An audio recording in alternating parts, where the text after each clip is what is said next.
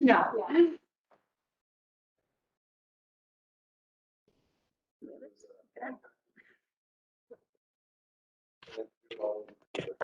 Which one was that? Oh my God, have you seen it? Yeah, I take my two grandsons up there. They like that park. They like Cedar Beach Park. Yeah, because they have, he calls it spider web. I think we need to do like I want to do like a survey for grading. You know, they have like best pizza in the valley, I love it. best. I think we have a good chance of being number one. Well, park or playground? Playground, not park, playground. Oh, I think we could beat Cedar Beach. Really? So I we saw have it zip line. here. I actually worked on Cedar at the city. Learned a lot from You haven't seen it, Sarah? that. What we did at Cedar was What's to the planetarium? cram as much as put it into a little We've place. seen that before. We target parents that they get losing their kids because they get up into the playground. Oh, it is kind of, Really. So when we designed this one, we said, let's spread it out. Let's spread it out. You know, a better viewing out. Awesome. Yeah. Yeah, I like the separation in, what's really nice for parents down at the new park is, although it's one complex, the smaller kid part, the smaller children part is kind of set back from the regular, which is nice for those parents who just want to have like, kind of sit back on the grass and they're not mixed in with all the older kids. Yeah. It's really, really nice. The older kids get them, Yeah. the older kids get them ramp up. Good stuff. They can start there and work their way up bigger. Great. That's what's next at Up at Covered Bridge and Spray. We Spray gotta park. find an area outside the. Yeah, that makes it difficult down there. Is where, what, is it Lone Lane Yep. Park? They have the spray. Yeah, They do. and Upper Mac. Yeah, because then you go and play on the playground and then you go to Cool off. the spray Yeah. park to cool off, because that's what we've done too. And they're so much better than pools. I mean, they're a lot easier, the liability is so much lower. Yeah. It's a lot easier to take care of. Yeah. The operation.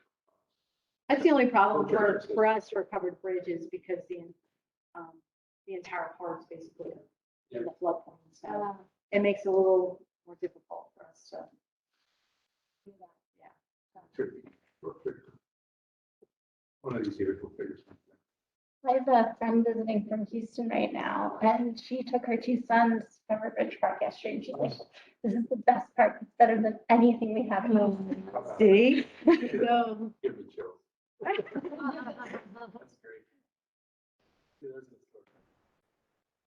I mean, think about it. You go down there at any given time, like from 9 in the morning until 7 at night. It's completely packed. There's people there constantly.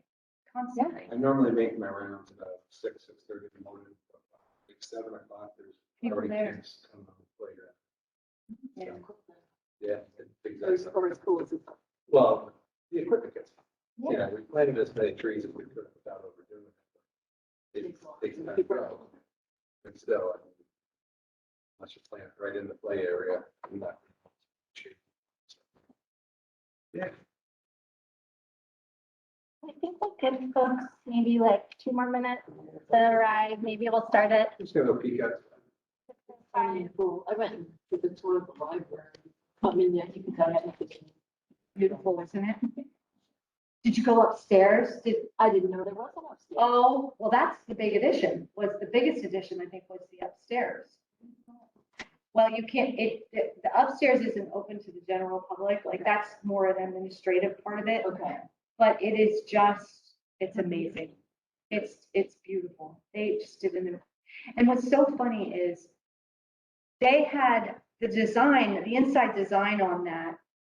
I mean, we obviously, our campus renovations all happened at the same time, but as far as interior design, we didn't work with with the library. They had their own ideas and the township had theirs. But you go in and almost all the color palettes, what they use, it's all the same. It is. I'm like, this must be the hot item. So all you need to do is, they're very relaxing. Show in the children's. Yes.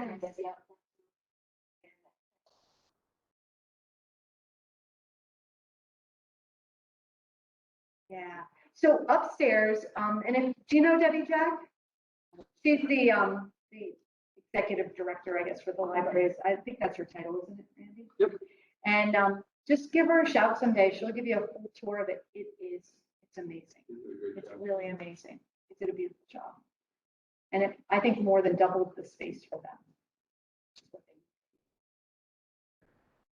They need an office space.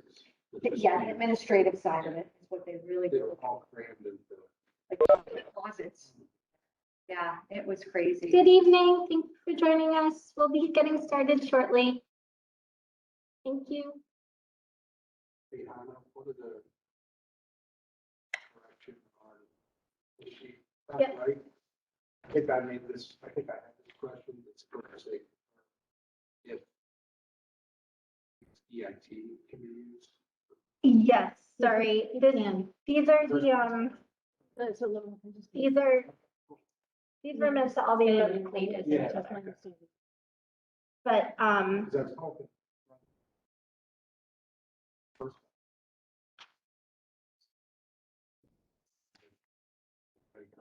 Yeah. No, I know that.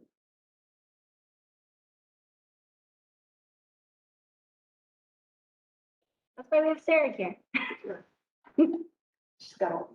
That's an easy one. All right, we'll give folks one more minute and then we'll get started and dive in.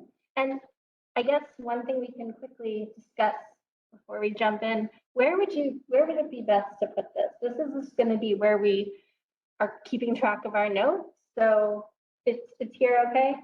That's fine. All right. And for those on the line, we will be transferring the discussion templates from today onto our Google Jamboard. So they will be transformed into a PDF after this meeting. If any clarification is needed, you can always drop into the chat or ask us, follow up afterwards. But we'll clearly say what we're discussing and how things are moving forward for those who are joining us virtually. And with that, I think we'll get started. So welcome everybody. Welcome.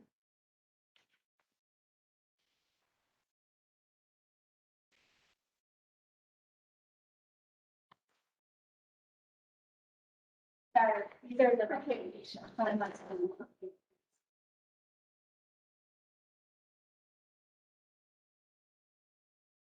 All right. So the first thing, as we do at every meeting, is to go around and do a quick round of introductions, just so you know who's sitting around the table. And so I will go first. My name is Hannah Clark. I'm the Michael Baker facilitator for the Resource Protection Working Group and have really enjoyed working with those of you who have been part of every working group in this process. We really thank you for your time and really excited to have new faces as well, because this has been a really good and I think a very community-oriented process to build out the comprehensive plan. So I will be facilitating our discussion tonight. If at any time you want me to go back, explain something, or if something's not clear, just Sheridan, I live at 4412 Meadowbrook. Lived here for some years.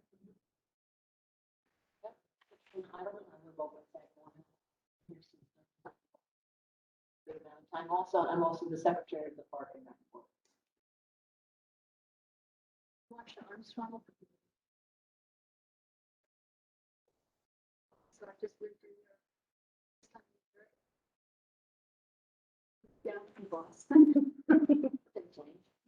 It changed. My son was here by the Washington, so.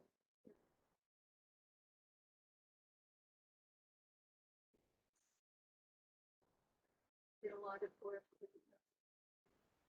A lot of work.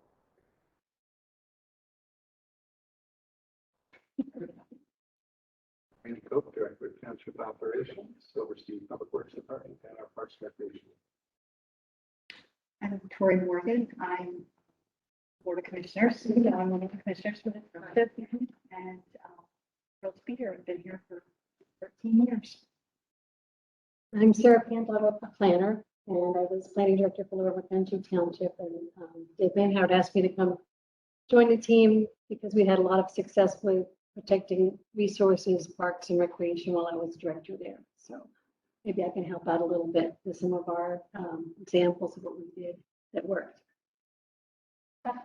No, and it's so exciting for Sarah to be with us. I think after we met with LVPC a couple weeks ago and kind of got that regional perspective, and I think every time one of the discussion points as we've been moving through this process is what's worked in other places.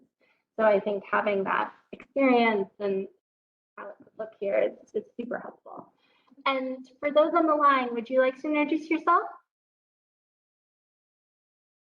All right, well, we appreciate everyone joining us. And the first order of business will be, I gave everybody this enlarged image of the Google Jamboard from last meeting where we put up the recommendations. And so the purpose of tonight's meeting is to look at these recommendations. First, we're going to do a quick prioritization from the group. So if you do have your workbook with you, which I think everyone does, or Michelle, if you want a copy just to do this one. Okay. Basically, Sure. That's a very good example. so I guess starting on page 41. So page 42 of the workbook has the prioritization exercise, which is up here. So if you want to take just like a couple of minutes and look at what recommendation came up. This is what was on. Yes, it's what's on here. Yes, yes. I have translated, the pink Post-its are translated here. But if you want to use this as a guide to say, for you, what would you prioritize as most important, and kind of make the list down from there for the recommendations. And then we'll hear from everyone around the table, and really definitely want executive leadership of the township and staff to give their input as well. And then we'll, given the feedback, decide which ones we want to build for the work we'll be doing today. And if we don't build out all of them, it's not like they'll be lost, they will still be carried forward. It's just to understand where the group's priorities are. Does that make sense to everyone? That's all. It's page 42.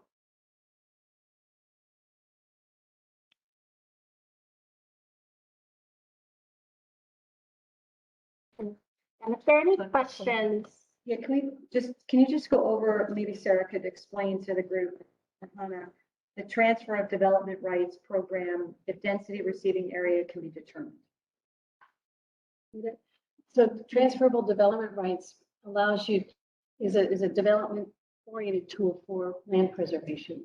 So a property owner whose land is being preserved will assess how many development parcels they might have. And then there's a program for where they can send those development rights to another property where you might want to have a mixed use project or allow for increased density. So it's a trade-off. You could trade, a lot of times it's used with farmland. Okay. So farmer X has 100 acres, could be 50 homes, let's just say if it's 2 acres only.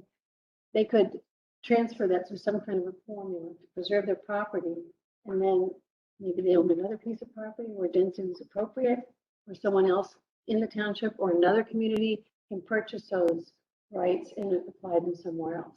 So the receiving area is where the development occurs. So let's just say in the comprehensive plan, you decide you want a certain area to be developed. Okay. And that could be a candidate for receiving agricultural development rights or open space development. Is there anybody locally who does this as a successful program? It's done in Chester County, it's done a lot in Maryland. Chester County, the Brandywine Conservancy's written about a book on that.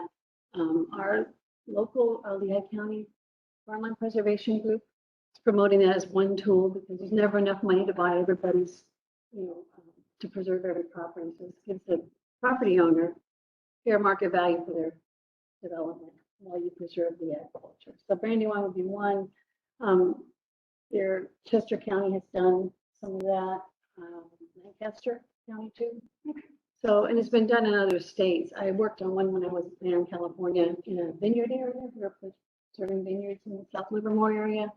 So the developers preserved land in order to build additional density. It can be a very simple formula, once you figure out where these places are. If you have a large property owner, they may own property that's appropriate for development, and others it's more prioritized for preservation. And it's it's kind of a win-win if you can figure out how to, where the goals are with the match up. Okay. Does that give you an idea? Yeah, I mean, sort of a local example, I think it's Kohler Bridge.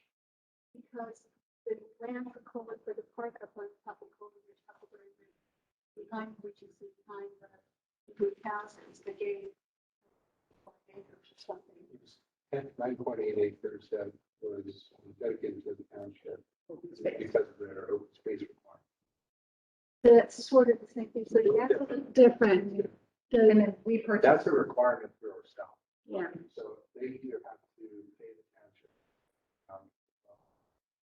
The calculation that they come up with so they can do fees in lieu of land, or they can do the land and the calculation based off of the number of dwelling units. We'll tell them how much land. If they don't have enough land to dedicate, they can subsidize it with improvements. We did, when I worked in Lower Country Township, we preserved a farm and then the property owner owned another piece of property that was suitable for development. We increased the density for mixed-use project there from what it would have been under the zoning as part of the preservation plan. So if you know that part of the township, on Brookside and Lower Macungie Road, it's a property under contract now that was owned by the Wiener family. The Wiener farm got preserved. That was kind of upzoned as part of that whole process. Yeah, okay, well, exactly what I'm talking about. So in other words, to simplify it, maybe I'm oversimplifying it. If a landowner, farmer, had two big pieces of property, one of them they farmed, and you figured out how many houses or whatever the density was that you could put on that could be transferred to their other piece of property and increase the density so they would kind of get more. It'd be a way to equalize it out, Okay. the value of their land. So, and it could be somewhat, there's examples where you can, real estate agents know they can bank them and sell them to somebody else. The township would determine where the most appropriate place would be. Gotcha. Working with, looking through your comprehensive plan process, there probably are places that are suitable for higher density development or a mixture of commercial and residential development, and other places where you'd like to see preservation occur, and you can try and marry those. It's one tool that you can use. There are many other tools, but if you look at what the county does with purchasing agricultural easements, you're already valuing the development of the property. So there's appraisal done that says this is the development value, how much you could build on it, and this is how much it would be worth as a preserved farm, and that delta, that difference, is a preservation value. So that's what the county, so that you would assign, as opposed to getting the money, you would give them more development opportunities somewhere else, or another person. Gotcha. So it's something that hasn't been used in Lehigh County formally. We did an informal one as part of the preservation of the Wiener Tract when it was at Local County. But it still would rely on the landowner or farmer to want to pursue that. Yes. Okay. It's a tool. It's a tool. It's a toolbox. tool you could use. Yep. Understood. Yeah. Okay. And I think the other thing is that, you know, a lot of the farmers have had their land a long time, property owners. You know, it's an asset for them, so it allows them to, you know, to benefit from the asset of the property that they've had a long time. And maybe even direct some township goals through development. Okay. That's what PBR. Thank you. Are there any other questions about what's on here in terms of recommendations? So you're looking for us to pick our top three or sit around here? Yeah, so I would say if you want to pick your top six, Top six. to move forward for this exercise. If you go to 7 or 8 or 9, that's totally fine. It's just, we'll probably have time to build out around 6, 7 or so, 8 recommendations. And by building out, we're going to use the template that you can find on the file. And if I will just also add, does anyone have any additional recommendations that aren't on this sheet that you feel is very important for us to consider as a group? Great. I had a question about this one box that says the municipality preserve properties on their own without going through the county program. So that was an example that Teresa Mackey from LVPC provided. And an example is in Bushkill Township. The municipality is bypassing the county program and deciding to utilize a structure that they've created to preserve land, and mainly through easements that are recognized at the municipal level. And they're not facilitated by the formal agricultural easement.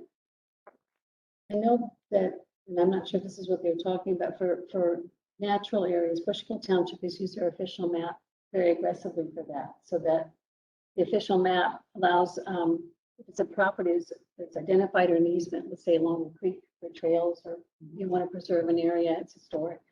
On the official map, once it's adopted by ordinance by the township, when the property owner wants to move forward and sale or development of the property, it allows the municipality first bite at it. But at the easement. Yeah, and you still have to pay the appraised value, but it gives you a year, it gives the municipality 1 year to take action.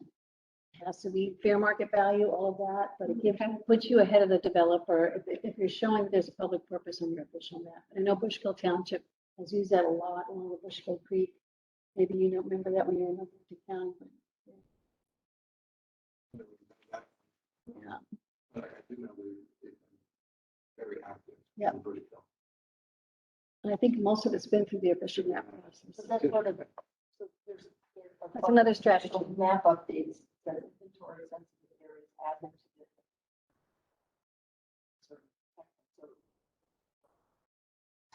Or that's a component. It could be. Doing that inventory, putting it on your official map. Yeah, and I think they've budgeted money. You know, either got grants, or they have, you know, general fund money, or however or they've adopted an EIT, they have funds available to make the purchase. And I apologize, I wasn't at the previous meeting, but it says, where it says inventory sensitive areas, add them to the official map and develop regulations to protect and preserve them. What is the definition of sensitive areas? So we're utilizing the references to the official map that are in the workbook. And I just want to highlight those because I don't want to. So the official map that South Whitehall Township currently has, and Randy, if you want to speak to this more, came out of the 2009 comprehensive plan. So we are defining, and I'll just, it's page 28.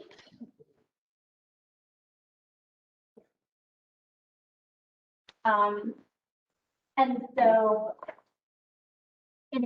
I think, and others in the working group can speak to this as well, because I think this, when we talk about sensitive areas, some of what we were talking about, which is labeled on the official map, would include the slope, woodland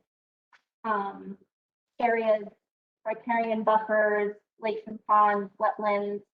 That's what we're thinking of as environmental features. I don't know, do others feel like an expand, for Sarah, you have an expanded definition of environmentally sensitive areas? I think we also were looking at, and sorry for jumping around a bit, but if you look at page,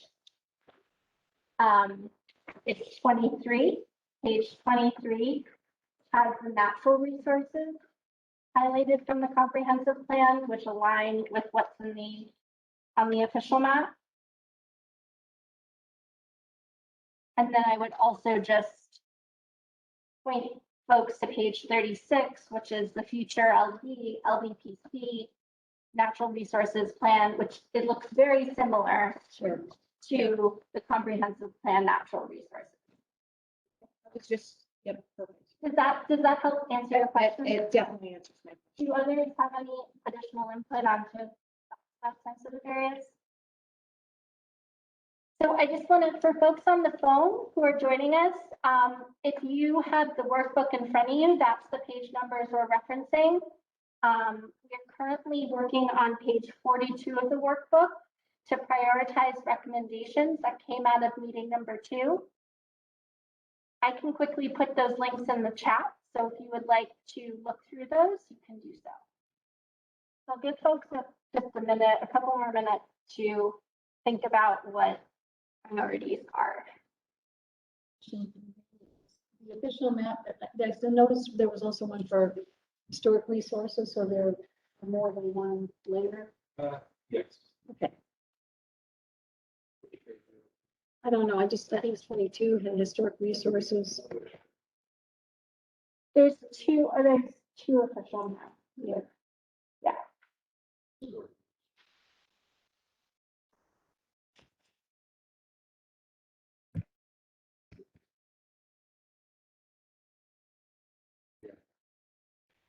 So 11. Where's Impressive. bridges? 744.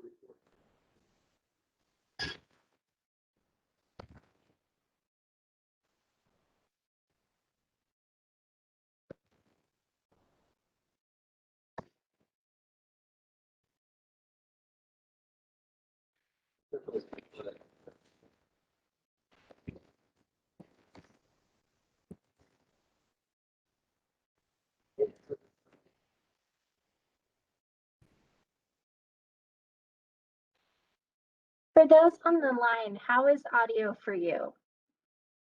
You can put it into the chat or speak up. It is.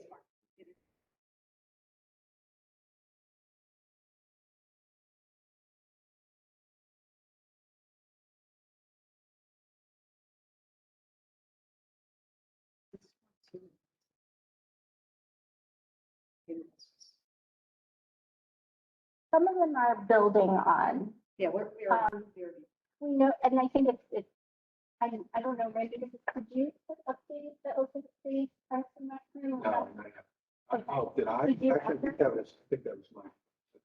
Oh. It's something we're actively working on. yeah, so this one's. So we're gonna That's do it not more. good on the list. No. Already doing. Already do.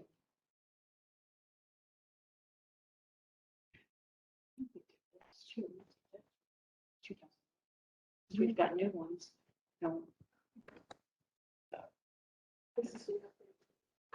No, I was involved in the 2009 plan too, but one of the things on here is inventory sensitive areas. That's why I asked. What's the definition of area? We did that in 2009. So unless we've got new ones, which they don't normally pop up new, but it could happen. You know, I just looking.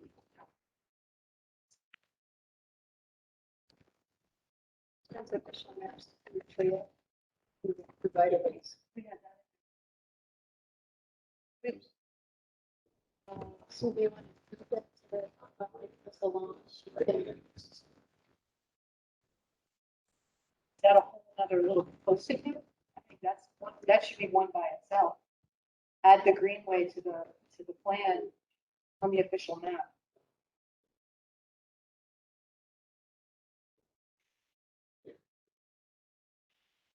We can definitely add that, as a related.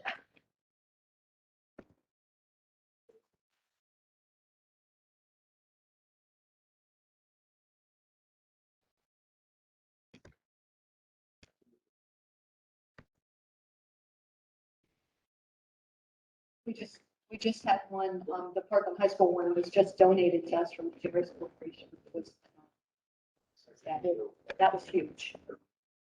Because what that will do, that particular easement connects the high school, which was part of that whole connection concept.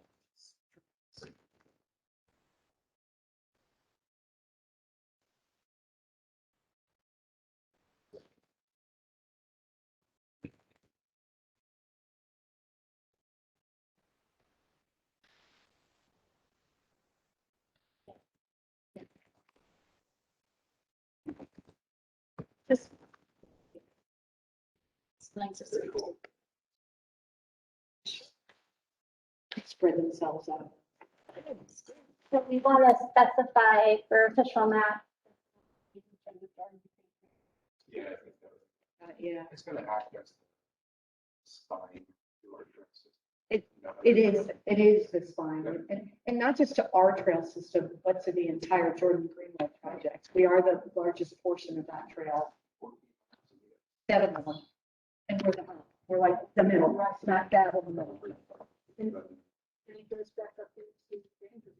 Trexler Game Preserve, yeah, from Whitehall all the way to the Trexler Game Preserve. Whitehall's got section built, They're pretty much built the out. county's built.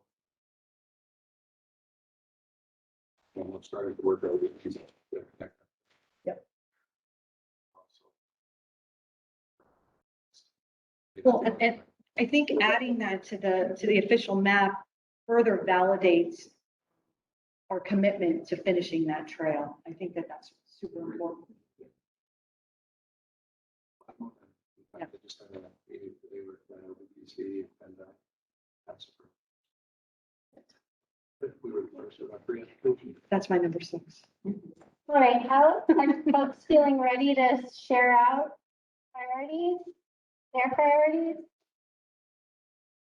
All right, who wants to start? I will. Okay, Good. all right, thank you.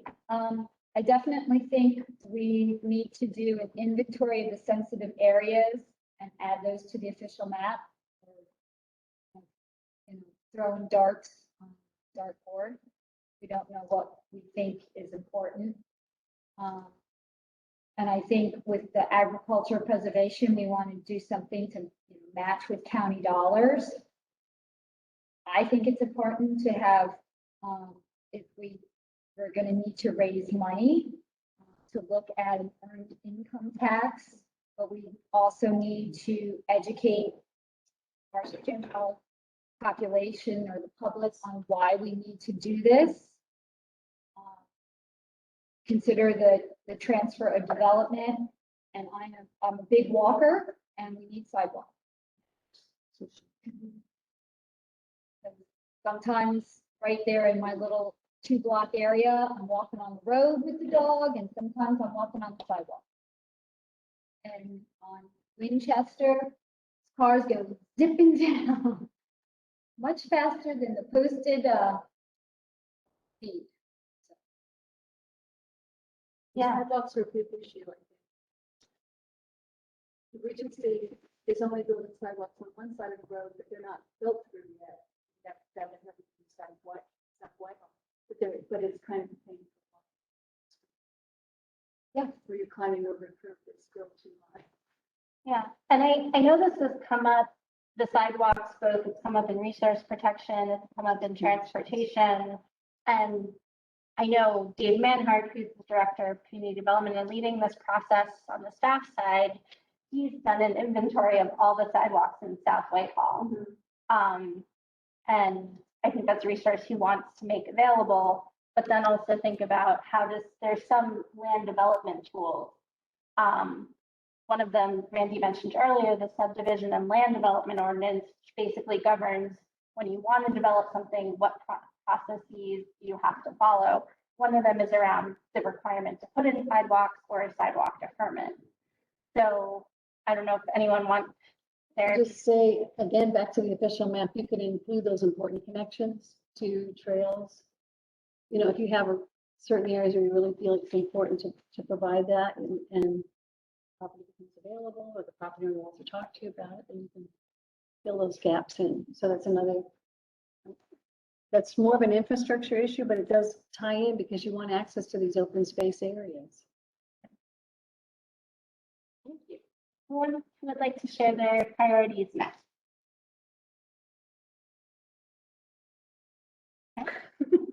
So, similar to Michelle, I had the EIT, and this is in no certain order, just I picked the top 6 to consider. Also the sidewalk and connectivity, which is something from the township perspective, has been on the radar for some time now. And when developments do come in, there used to be years gone by, there wasn't quite a push for sidewalks. Now, when developments come in, it's pretty much expected you're going to have to put in a sidewalk. So, and we're going back on some of those deferrals that they had years ago and having those sidewalks put in. So that mindset on connectivity has already started. So that's fantastic because it kind of hits on the same subjects that you guys were mentioning. You know, the township's already on that path to make sure that we have connectivity moving forward. Okay. I added my own little sticky, which we just talked about, which is making sure to add the Greenway, the Jordan Greenway, to the official map as our, Randy referred to it as our backbone to the trail system here in South Whitehall. So. And I put that, I've grouped that with official map update. Okay. So if we decide, I mean, we can talk about Sure. how we prioritize.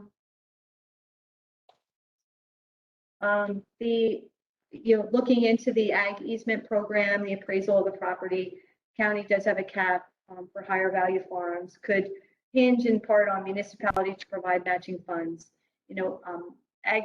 Agricultural easement opportunities, certainly something we want to look at. But again, one of the things that's important to always make sure and recognize is when ag preservation and different programs like that, it has to be a mutual agreement by the township and the landowner or the farm. And sometimes that gets lost in translation. And I can only speak from a township commissioner standpoint. We always get asked, well, why aren't you preserving this land? Well, I don't know. Yeah, that's exactly it. The property owner has to be on board. I think that that in turn comes to a piece of this, which was kind of on here. There was an education piece. It's really, really important to educate the general public on, ag preservation, what the township is doing, what the township can do, and how can we continue to work with landowners to preserve. And there's many situations where maybe ag preservation, we can't necessarily ag preserve something because maybe the landowner doesn't want to do that, but maybe there's an opportunity to work with them to have something that's a little less dense or intense. I like that word. Yes, the TDR Yeah. can function. Yeah, gives that flexibility. You might think about developing a toolbox, Yep. which is the easement program. So TDR, conservation by design.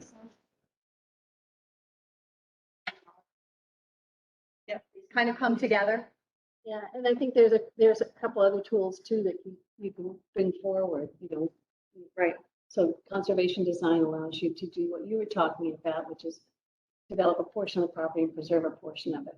Increase the density in one area, same number of units, but it's all on a smaller footprint.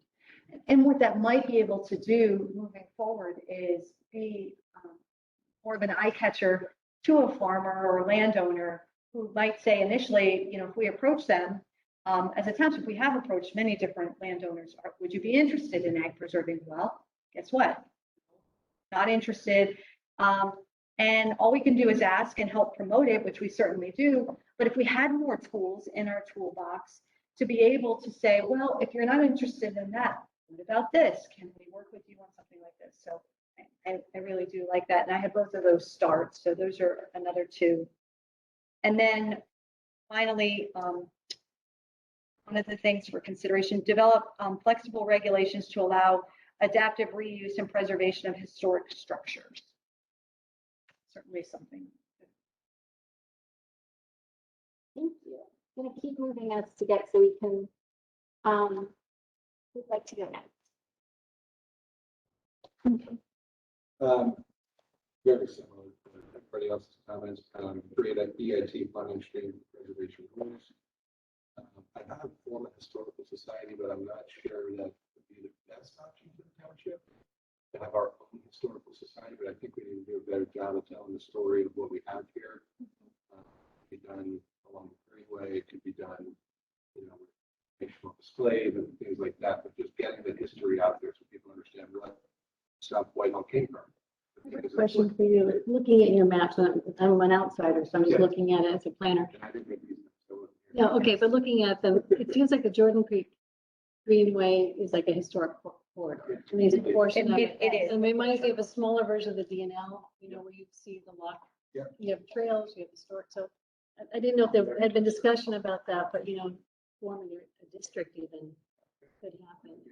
And I think it is on the regional map. It's identified as a culturally important, significant area. In addition, I think we've got to do a little bit more with it.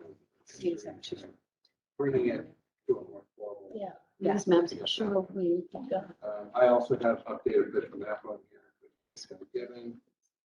So I kind of switched around the.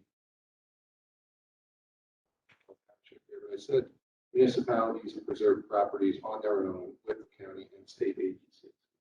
I guess I don't think we want to be short-sighted and just working with the county here, just working by ourselves, or just working with the state. I think every parcel of land is going to be unique in terms of how it's acquired, what protection, restrictions are included. So I think it's got to be a very broad definition or goal that we set to. It kind of leads me to my next one, which was what Sarah and Tori were talking about, to actually develop the toolbox. What are the options that we have in order to, like when we sit down and we have a seat at the table, somebody wants to preserve their land. They may not want it farmed forever. They may want it farmed for a while. They may not want it farmed 100 years from now. They may want it into a park or who knows? We don't know. We can't sit here and say the wishes of the landowner today are going to be what is right 100 or 200 years. Do you think you'd have a toolbox for just agriculture because you use different tools for open space? Like you would have Correct. wildlands and you would Right. get different grants and Right. for historical. Like with the the other- county. I don't think it should Like just be there's for a- ag preservation. I think it should be It's kind a of broader, Yeah. a broader toolbox. That's what I was wondering. like the Okay. headwaters of the Little Cedar. Sensitive area.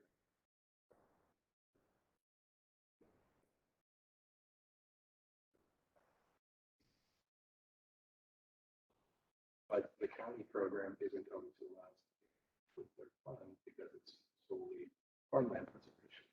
But I think when we talk about resource protection, we really need to have a broad view of this. It So- can't just be focused On farming.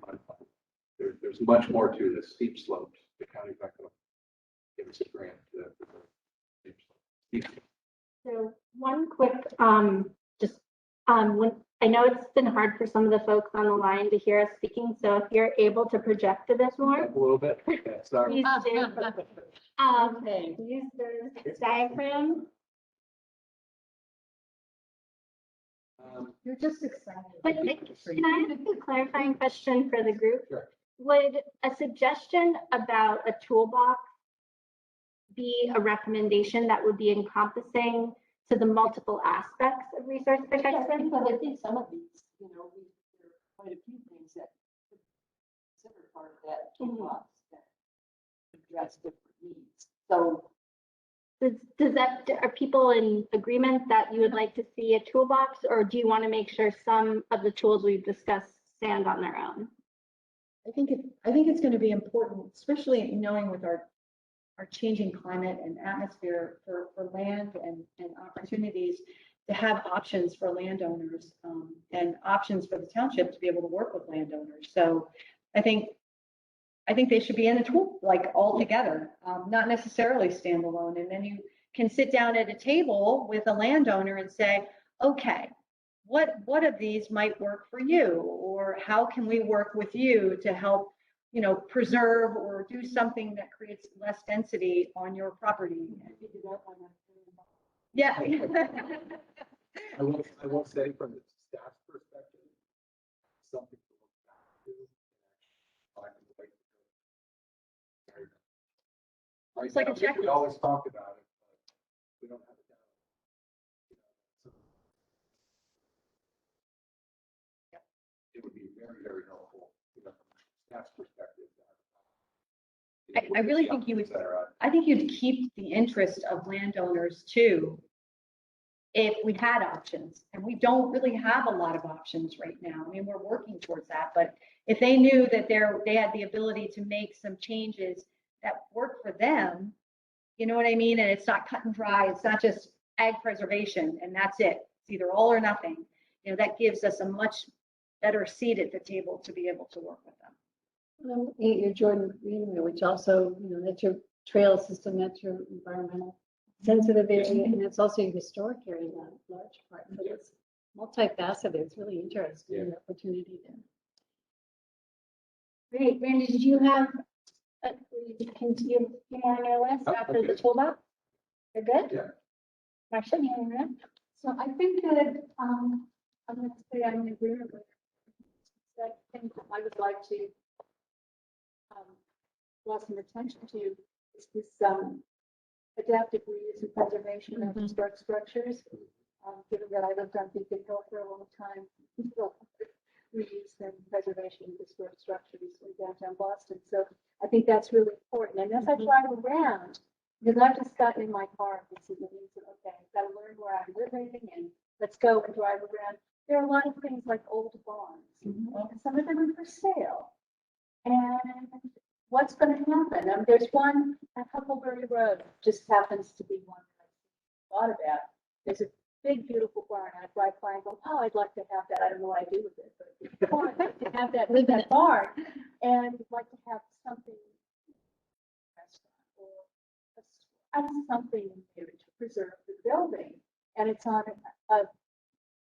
on a street corner at 309 and Huckleberry. And then there were houses for sale for auction across the street. I mean, literally, there's a barn, and right here were these houses for auction. And You're talking like it's still right there. yeah, it's right there. And they were talking about how beautiful Gooseville is, and I'm like, yeah. And they're going to sell these two corners, and it's going to be two more Wawas or something. I don't know. So I think that that's a really important piece of historic preservation. In South Whitehall, that's one example, but it's all over the place. There are treasures everywhere. Yeah. And it's just beautiful. And then you drive out, there's a New Heart Corn Shed or whatever it's called. But drive out that way. I was going to Whitehall and I went that way, and it's cornfield. Wow. There was a ton of agriculture here. And I'm just like going forward 20 years, and like,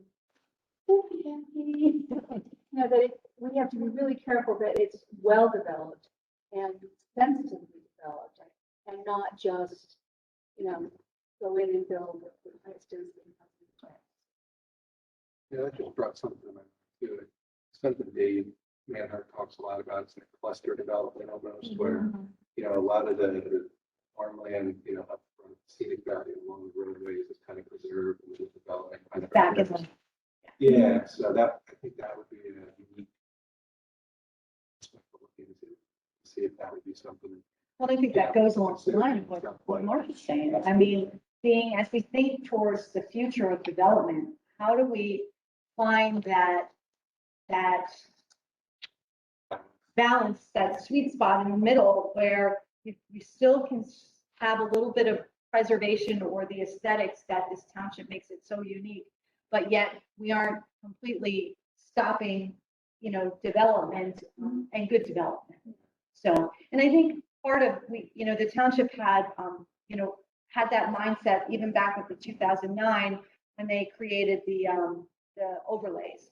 I mean, that allowed for options for developers to come to the township, and maybe there would be, clusters similar to what Randy just said, but in turn they had to provide trails and they had to provide connectivity and more open space or a park or something. So that same mindset, maybe we need to take that to another level to what you guys were just saying, to kind of allow that flexibility with the development.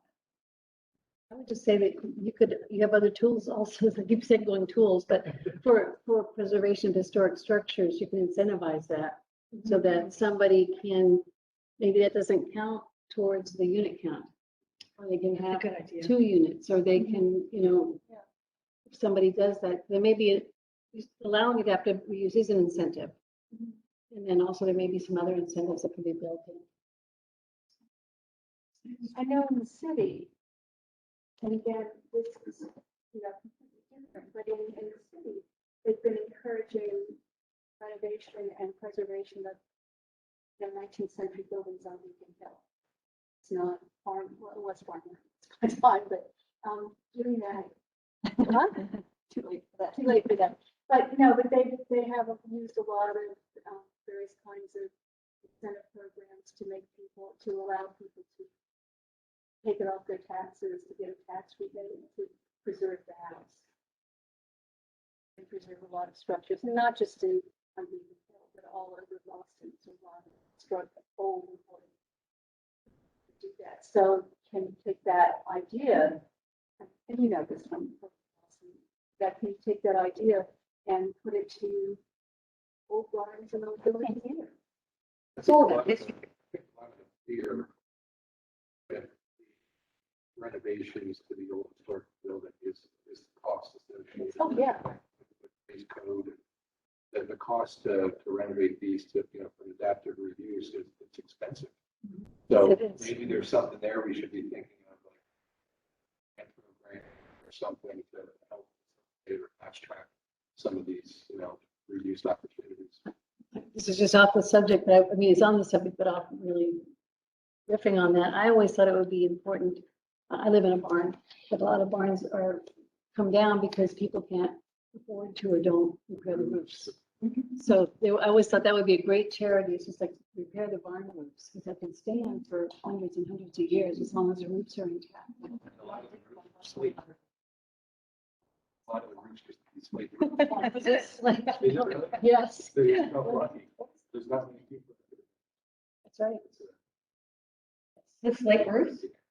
Yes, yes, every family has somebody. Sleeps. And so, Moshe, that was your first priority, adaptive reuse. Do you want to go through the rest of your list? I think the official map update is important. The TDR also important. The toolbox idea I like very much.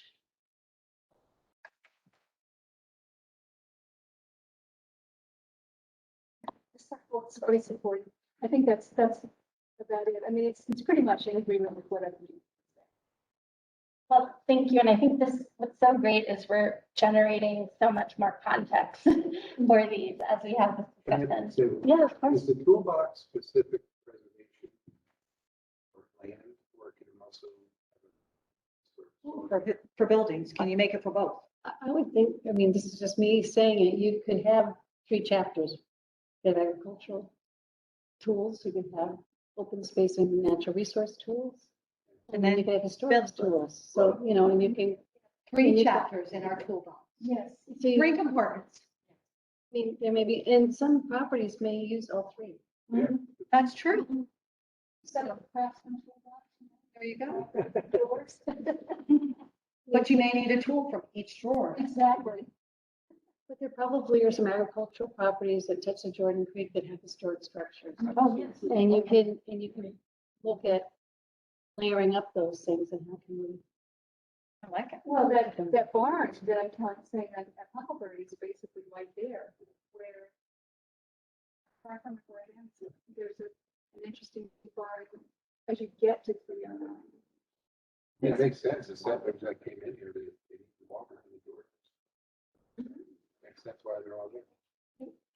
And I'm just saying, it's preserving the context is important too. So if you have that corridor, just a thought, but I think linking it to the official map, how the toolbox can function within yes. another tool that you have.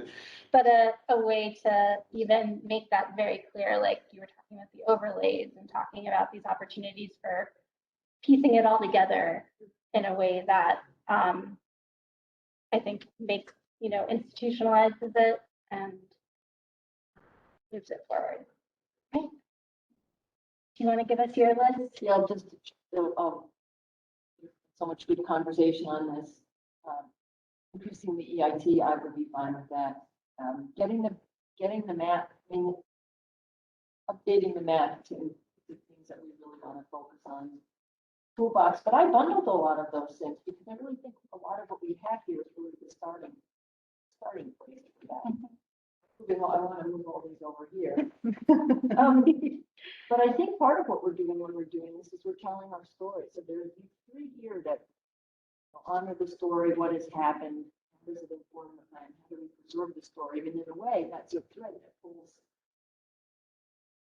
conversations are being pulled together by that. So, and maybe that just lives under the cultural corridor story. Well, you just, I think you're absolutely right, Katrina, because you said, as you talked about what sensitive areas, we should also include those sensitive structures, sensitive to the township. And that's part of what, all of those structures that you mentioned, they're all part of the history of South Whitehall. So they would automatically fall in that sensitive area, which would be the story, which links to, so it's all comes together. Yeah. And I think this is great. We're making these, building out. What I don't see on the.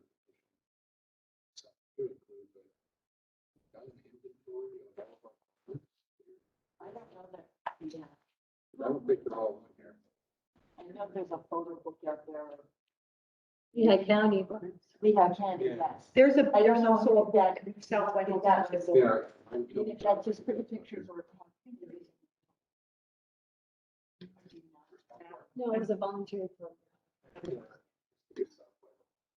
Look through that. It's in there, the history of South Whitehall book. Have any of you ever seen that? Yeah, I Do you have it? checked it out from the library. Nice.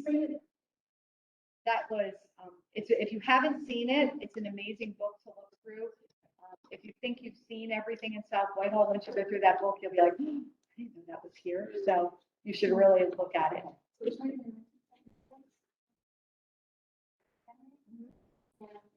This every farm, Everything, yeah. everything. It's really Some sensitive. surprises, and I feel like in COVID, since we're going far away, I think we're just taking more back roads. Yeah. I think I might just tuck down in the township. Yep. It's wonderful. It really is. And then some of the places that you drive by every day Yeah. and you don't know the history. And then once you look at that book, you're like, oh. So anyways. No. Sorry. Discussion. Ended with a very wonderful vision of telling our story. I'll stop this. The sidewalks help with that. And I just want to invite, if anyone on the line wants to put their thoughts in via the chat, or you want to unmute yourself, please feel.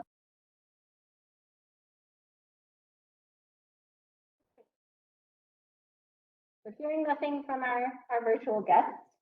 I think it's time to identify where we at least want to move forward, and I think you did. So if I may, I think maybe this first concept of a toolbox we should carry forward. And just so folks know, from what I heard, I kept the toolbox for preservation, and per Sarah's suggestion, it could be 3 chapters to touch all areas of resource protection. So this includes ag preservation, county, state match, doing it yourselves, potentially TDR, easements.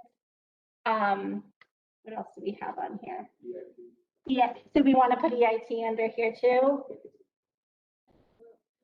Talks about providing funding. Yeah, That would be cool. I think it I needs don't to be think so. standalone. Yeah, I think. Yeah, because that goes, then you have to really educate. To tell the story. Yeah. Why we want to do it.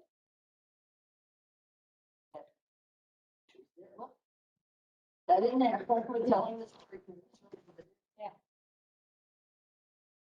All right, I'm just gonna write on here and don't worry, I know how to read my handwriting, so it will be transcribed into something. So for basically, I want us to just walk through and start to think about how this could come together, which we've already identified a lot of that, but we can do some quick additional brainstorming. So the toolbox, number 2, EIT. EIT and associated education.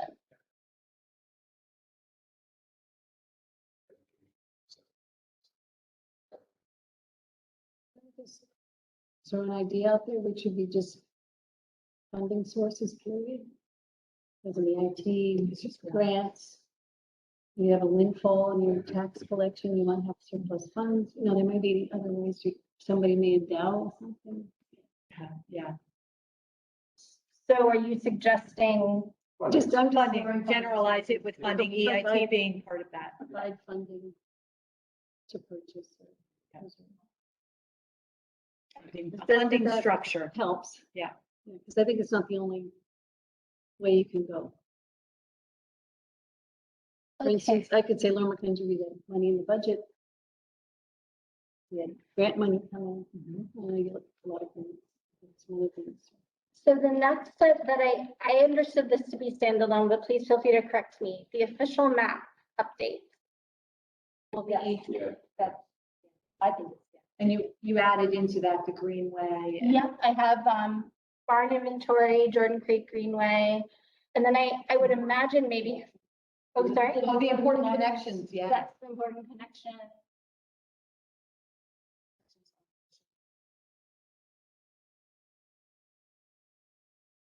Okay, so please forgive my terrible handwriting.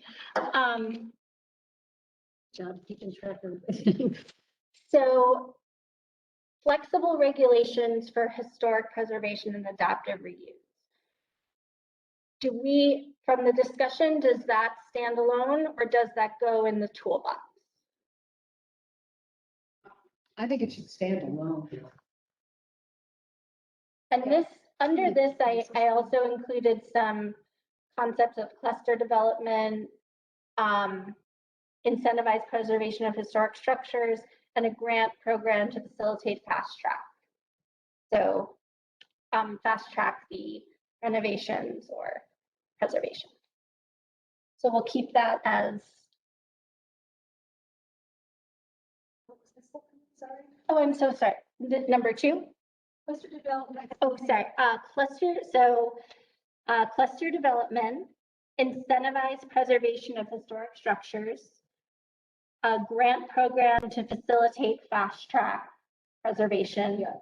And these are just a few of the ideas to capture. Obviously, it's not.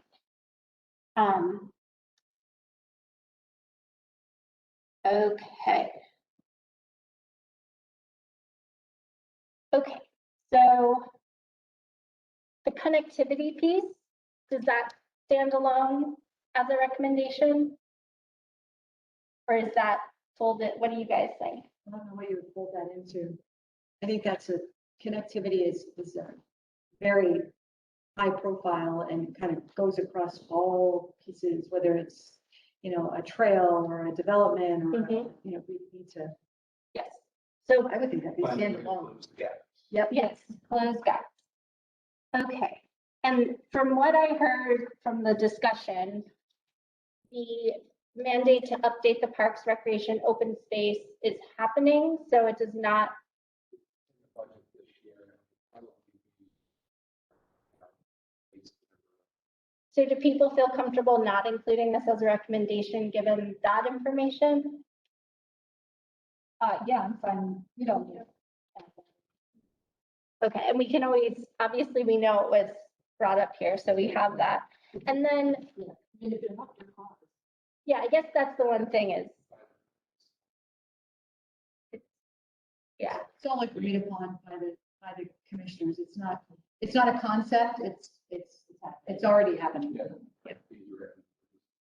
Waiting, actually waiting a lot to see what. and the pulling together resources to tell our story, I think that is really meaningful as a standalone, almost as a vision to And support. it's also the why for what, trying to get money out of people, right? Mhm. Yeah. So maybe, well, oh gosh, handwriting is degrading rapidly. So at least years would be like so wonderful to have. Place to go. Like, where you could find answers to all things, we could find the mystery. It's really difficult. Yeah. But you probably never think of that since you live here.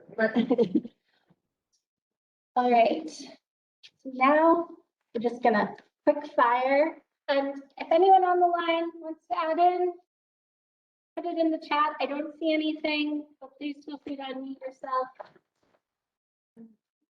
Give us your ideas. All right, so if you go to the next page in the workbook, you're gonna see in sequence 6 of these templates. And what this is meant to do, and we're already doing this in our discussion, is to put some legs around these recommendations. So they're not just ideas, they become more implementable for the Planning Commission and the Board of Commissioners to consider. So we said the toolbox was one of our recommendations, and I'm just going to add in up here the 3 chapters: historic, natural resources, open space,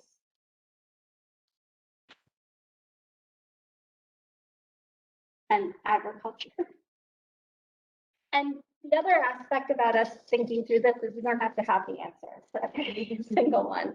It's more just putting our organizing ideas in a more systematic way. So quickly thinking, or not quickly, but just, again, it doesn't have to be overthought, just whatever comes to your mind. In terms of the key goals for the toolbox, what are some of the goals of having a toolbox?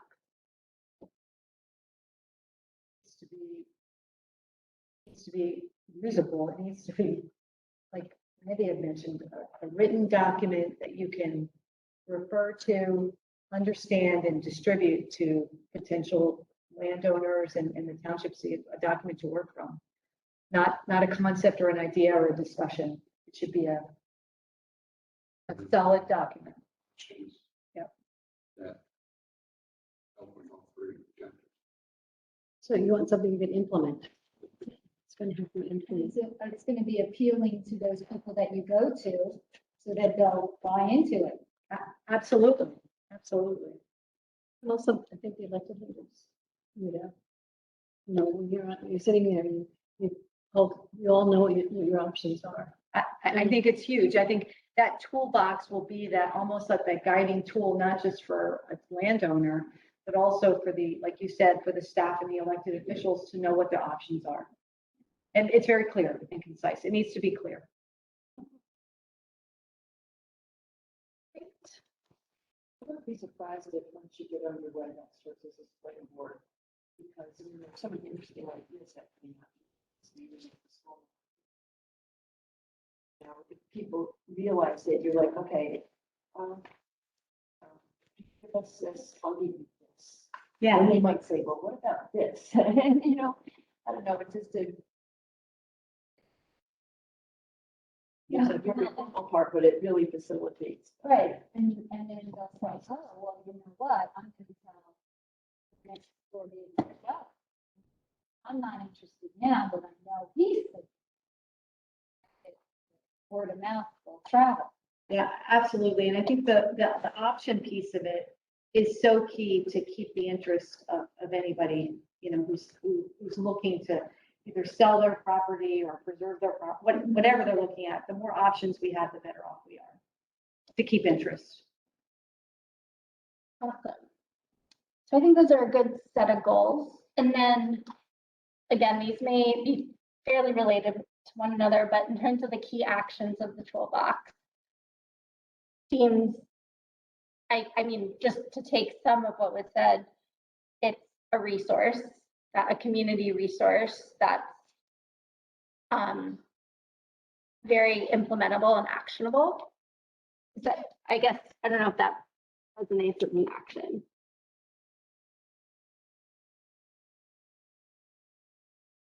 It's very similar. I feel like the action is to create the document. But that three part of that document. There's some research to it too, to find all the programs that are available. And so there's some background information that needs to be gathered. Yeah, but the action is to get the person to sell the land to the township and not to, you know, Joe, you know, somebody else that wants to just go ahead and build out too. To keep it, Yeah, get it to be used, Right. see it as, yeah, In a way that's beneficial to the township. Yeah. And to the landowner, for Right. that matter. I mean, it has to be a win-win to work. right. So, okay, and then for the actions, you need to, how do you build it? And how do you building it, and then also how do you communicate it? And then, communicate and educate. And I'm So assuming that's what you mean. Yeah, so Yeah. that has to be part of this communication, clear document, and then education. right. And again, we can obviously dive as deeply as we want into each section, but we also don't have to fully flesh out every piece for the purposes of where this is headed next, which is for us to take these recommendations and present them to the Planning Commission as the results of this. So anyone else want to add actions or go back to goals? If anything pops up, just shout it out. So when we think about the stakeholders for the toolbox, who would lead the development of the toolbox and get the utilization? When you say who would lead it, who would build it? Yes, they asked questions, who would build it? Or yeah, who would build it? Who would communicate and educate folks on it? And who would champion it?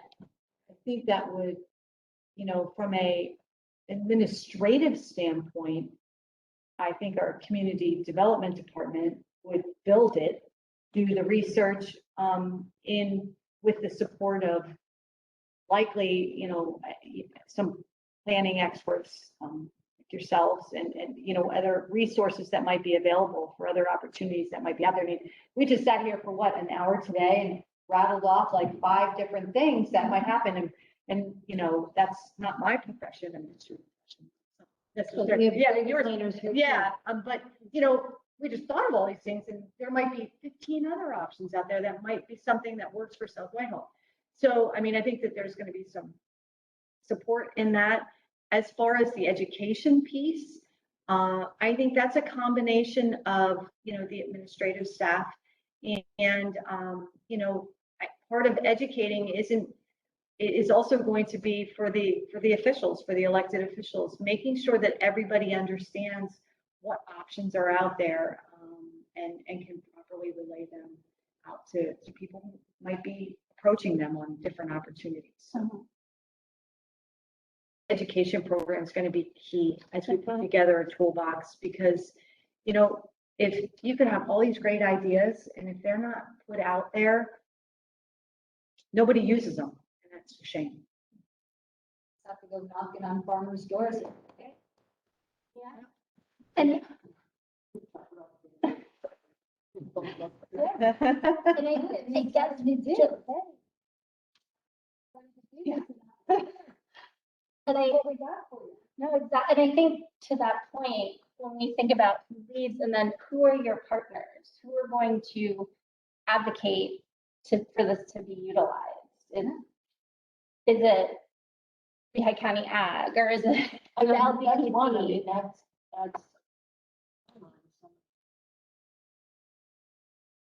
Remember, Societies. Yeah, the historical societies, I think there's not one partner. in Oh, yeah, this. I It's gonna, yeah. we really need to communicate and, when it comes to the education piece of it, not only do we have to educate, the landowners and the farmers, it's not just a farmer, I mean, just a general landowner, we have to also educate everybody outside of us that's a part of one of those agencies, whether it's the historical society or ag preservation group, whatever, just wildlands, anybody, and say, hey, guess what, guys? We just started this new toolbox. We have these opportunities. So when somebody comes to you, because sometimes they go to those people first without even coming to us, they can say, hey, did you know that South Whitehall has these opportunities? So I think that's part of, being partners for sure. How about funding? Where is the funding for? We thought you guys were paying.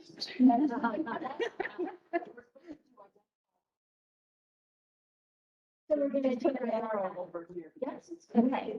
Look at. Okay, great. So we're gonna get some ideas from the next recommendation. Implementation, is this near term, midterm, long term?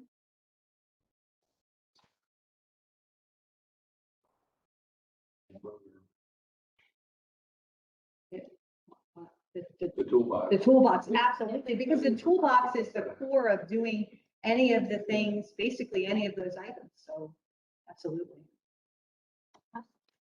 And then any measures, what would be some metrics that you would say this program is successful?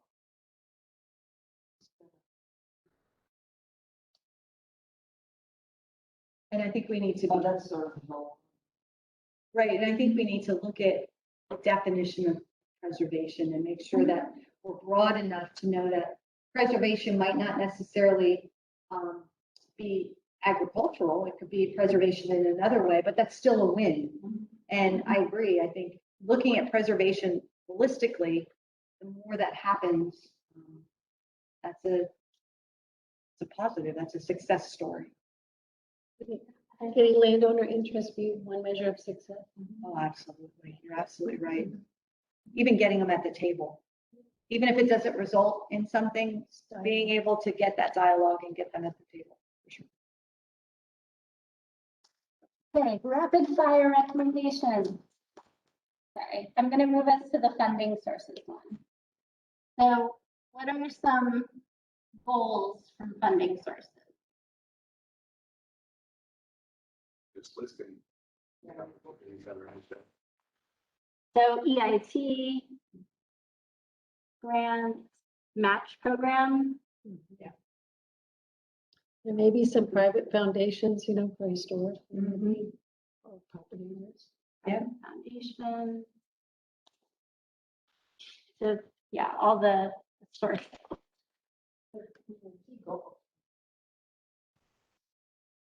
That's a resource, but it also, a list, if we're gonna generate a list of all the resources.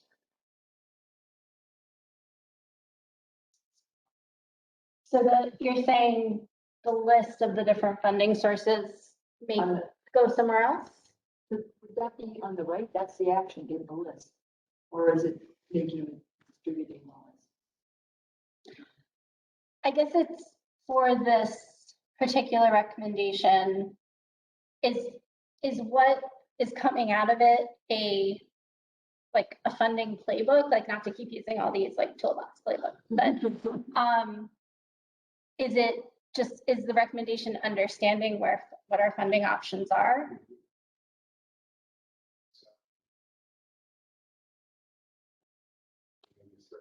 Mac had some of those identified or marked it to match county funds, ECNR funds, whatever it was. There's a line item in the budget. You guys have your own. specific There's a line item to use a general, they made a policy to use, remember right now, to use a general, certain amount of general funds. They did an audit saying, here's what our, what we need is a cushion. We had a little bit, they had a little bit above that. So there's a policy, the board of commissioners said we're going to dedicate that to, some of it went to park improvements, some of it went to preservation. Yeah, but they had what they identified as a surplus that they, so it's like having, skin in the game. Yeah, absolutely. You need to see the tape. So if you have, then it puts you in the front of the line for the county if you have funding. Yeah, you can show you that funding available. So, that's just one thing. How you You do look at having skin in the game as maybe a goal. There you go. All right, so goals sounds like really thinking about the sources. Actions, I put like an understanding of the funding options, so how they can be utilized. Okay. Are you So guys? you can generate a categorized list of the funds, so once you've identified sources from a wide variety of sources, rate everything from something that's really reliable. Like, the things that you have to go after, like grant money to windfalls. And then maybe thinking about where those, some of those types of funding might only be limited to one type. That's right. One or more types. So you have to generate a list and identify which types of these three types of preservation. Yeah, so the historical society money can go to probably for the cultural, general, natural.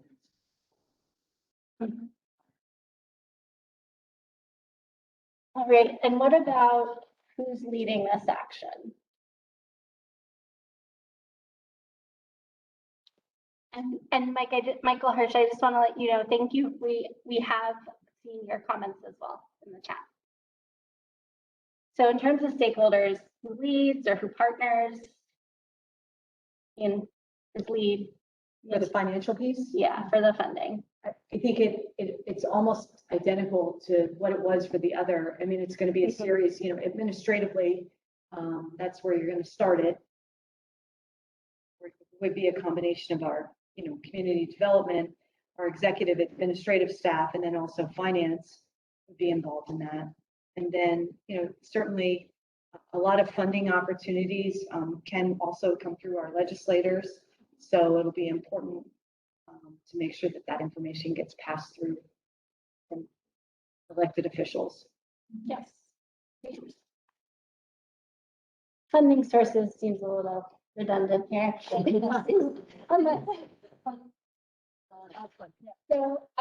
about the timeline? Is this near, mid, long? I mean, What's Well, the it's- definition of here? It's sort of an ongoing thing, because you're always going to be looking for Yeah. that funding. I think that's a Yeah, good point. yeah. It's a never ending. Yeah, I think it's here. Well, I mean, Already. let's start with the list of current funding sources and categorize them in I think we're always, we are always looking for money. I think what some of the areas that we talked about that we can grow as a township. So from the grant standpoint and from cooperative, funding opportunities with, whether it be somebody, a windfall, or somebody donates or whatever, that's constantly happening. That's always happening.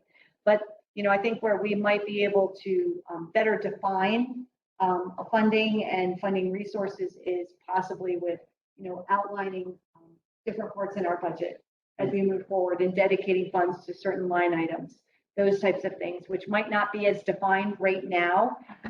Conceptually, we talk about it all the time, and we've done that. We've already, purchased different properties. Fuller Ridge is like the perfect example. We purchased Fuller Ridge and blah, blah, blah, but maybe we better define that funding source through our budget process. That's a good like midterm. Yep. Great. And what about measures of success? Getting the funds. Yeah. Dedicated funding. The money would be the success. Right. Okay.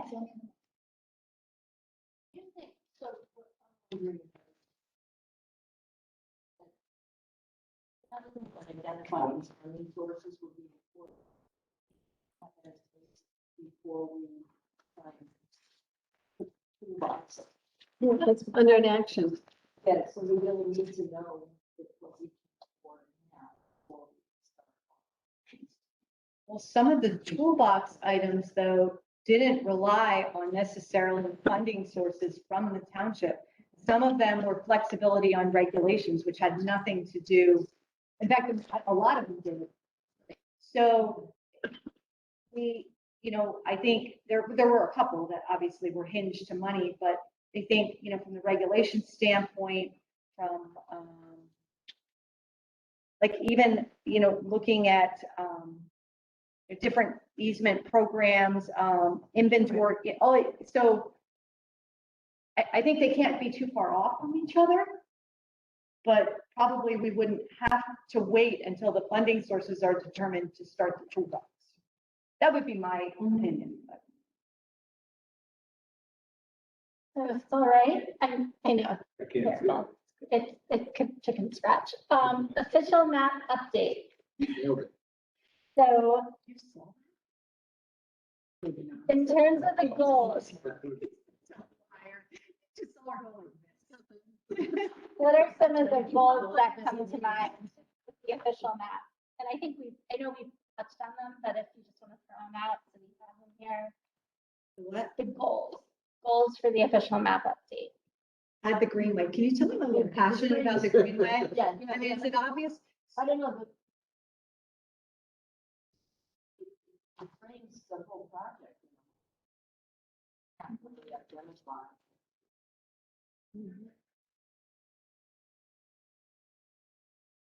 So would it be fair to say a goal would be to set the frame or the framework for preservation in the township, or is that too heavy-handed? It's not just about That's true. the preservation, because we had the map, we wanted to make sure it included those connections, those important connections, and that's not necessarily preservation. But the official map allows, Overlays in the map. but, I'm sorry, you could have a basic geographical map at the bottom, and then you overlay each one for different things, and that's how ArcGIS works. And so then you can overlay these things to see where they are. You have a much better vision of what you're looking for. But That's why the official map is so important. it sets up, what it does is say these are priority. And that we're going to find a way to purchase, ask for dedications. It's a tangible result. You're gonna get it. It's not just, so you get a connection to the greenway.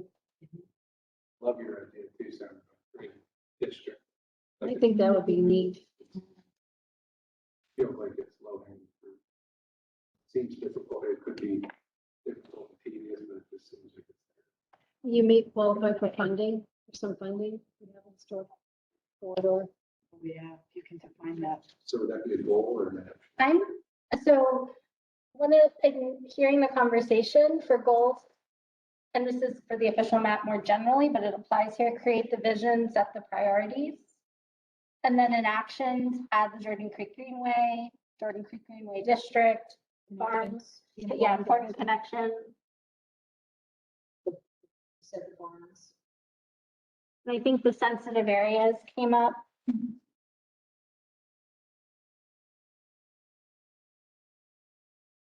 Sorry, I know we're running low on time. Almost there. So what about the leadership of this? I know it kind of sound like a broken record. Redundant, but Is there a committee of the commissioners? Well, so when we, no, what we did, when we did the the other comprehensive plan, we did it very similar in 2009 to this. We didn't have as many subgroups, but we did have subgroups, but there was, a large part of the public that was involved, landowners, businesses. I mean, and we tried to get every dynamic that we could. Anyways, I think for the official map, and it's going to be the same. It's going to be the same setup. It's going to be the planning board obviously going to be in the planning. Yeah, they're going to be very involved in this. The entire board of commissioners and the the general public, any stakeholder that's involved, they're going to have a seat at the table. So. And the funding, would this be considered a budget? That's a budgetary item for sure. All right. And what about implementation timeline?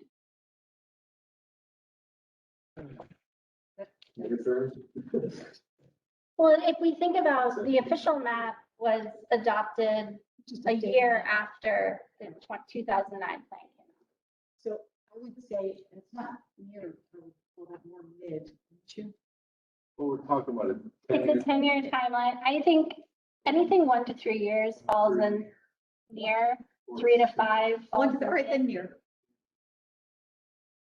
or at least that's how, when I think about the buckets. So not for- like next week or something. No, the week after. The week after. And what about measures of success? Anything that comes to mind? Glorious Jordan Creek Greenway Cultural District. Oh, Sorry. his eyes light up. He's like, ooh.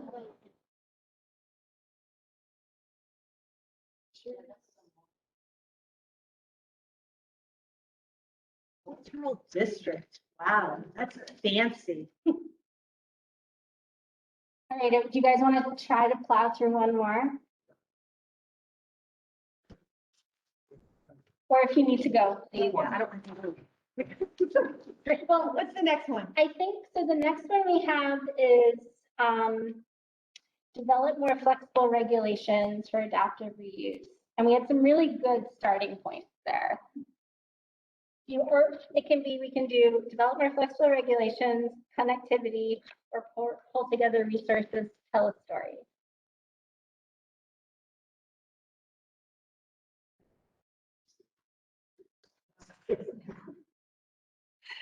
You have the adaptive reuse. You said you had that on. Yeah, I think we have under that one. So for any of the ones we don't get to talk through, and if that means we're going to stop here, that's totally fine. I was thinking between myself and Sarah, we can kind of pull together some suggestions based on the conversation, and you guys can let us know if this reflects what we discussed, particularly for those that we haven't gotten to fill out. So, sorry, I'm the most indecisive person ever. So does someone want to choose adaptive reuse? Okay, let's just, and no one's being held here. So if you do have to go, please feel free. In terms of key goals, flexibility, or flexible regulations. Just the preservation of the structures. This was this was only for the adaptive reuse, or this was the regulations that would allow for flexibility with So maybe flexible development, and flexible also regulations. this wasn't the comprehensive one, was it? Yeah, this one was it was flexible regulations to allow adaptive reuse and preservation of historic So structures. it was the combination of the two. Yeah, Yep. so would that be an action? That would be an action. All right, any other goals? We have one goal, preservation of historic structures. Well, and I think the goal isn't just preservation of the structure, but it's a reuse of it. I mean, if we preserve, or somebody preserves a barn, let's just use a barn as an example. You just don't want a freestanding necessarily barn there. Why don't we look a little bit deeper and say, I don't know who said it, one of you ladies said it. What if we use it, what if it's used for a studio, or what if it's used as a historic museum or something, and that could help maybe, restaurant or, I don't know. I mean, just something, this is something to consider. Now, not all barns or historic facilities might be able to be reused, but some of them might. And it might help support the financing of keeping them maintained. Like if we have a farmer's market, or if we have somebody who comes in and, teaches or something. What's that? Wedding, something, anything like. Yeah. You want to see them in active use. Well, I mean, and I don't think that applies to all of them, because I don't think all of them will be able to be actively reused, but there may be some, and that could help support the financial responsibility on some of those structures as well. Like looking to rezone them for what their current. Yeah, so possibly. I mean, you could change Believe it or some- not, some of them might already be sitting in a zone that you can do what you want to do. anyways. I mean, it could be like apartment, Yeah, depending, like, as long as they're, you don't lose the integrity and the Right, character right. of the, so there's the possibility of rezoning. You'll have flexibility.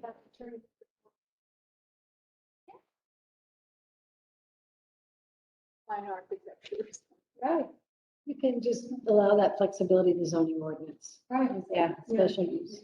And I only mentioned the reuse part of it because for many of those structures, I shouldn't say many, for some of the structures, possibly, and I don't know all the details on all of them, it may be one of those funding sources to help keep that structure there long-term. Or whoever purchases to recoup the money. Yeah, absolutely. All right, so our leadership partners in this, anyone new and exciting? you wanna add to We had county. the next? Would they be a partner or would they be a leader?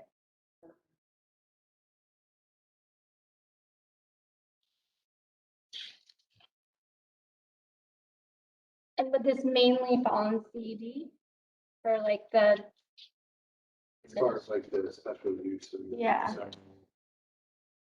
Standards, yeah. in the planning? Commission?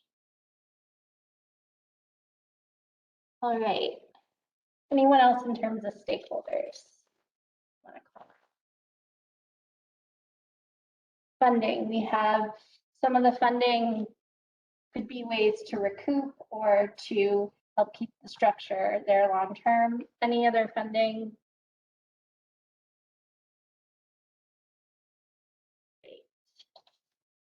And then when will this happen? Near, mid, long-term? This is an ongoing, I would call this one definitely mid.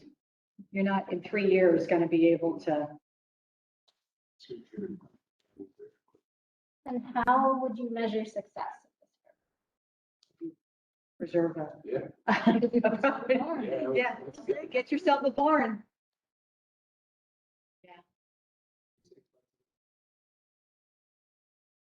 So when we were talking about this and we had cluster development in here. So I'm gonna add that in under actions. We had grant program to facilitate fast track, so that could be under funding. Incentivize preservation of historic structures. I think that would be a goal. Okay, so those are some of the items we mentioned. All right. I want to really thank you guys for giving more of your time and walking through this. So like I said, for the remaining two, we'll build them out and we'll send them for your review when it comes to the connectivity and telling a story. And just really want to thank you all for being a part of this. What's going to happen next is their August 19th Planning Commission. They're going to reserve time for report outs from all 5 working groups to present their recommendations and their top recommendation. So something we can think about, and maybe we could all, if you have, like, I heard like the toolbox is foundational, funding is foundational. So we can discuss over the next couple weeks and we'll figure out forums to do so. If there's someone here who wants to present out to the planning commission, and also I think bringing forward these 6 recommendations and telling them what the top one is. So that'll be August 19th from 7 to 7:45 it's going to be really quick. And I will send that out as a follow-up to this meeting. But if you do want to save August 19th, it will be in person and it will be here. There will be a streaming option from the township go-to meeting. So anyway, sorry to rush that piece, but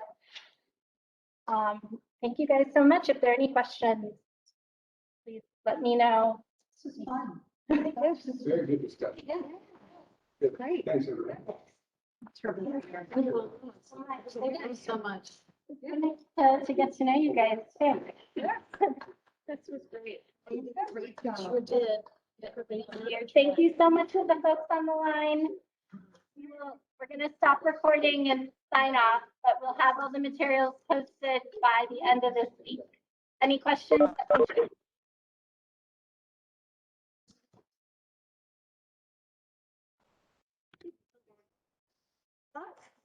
was really a great meeting.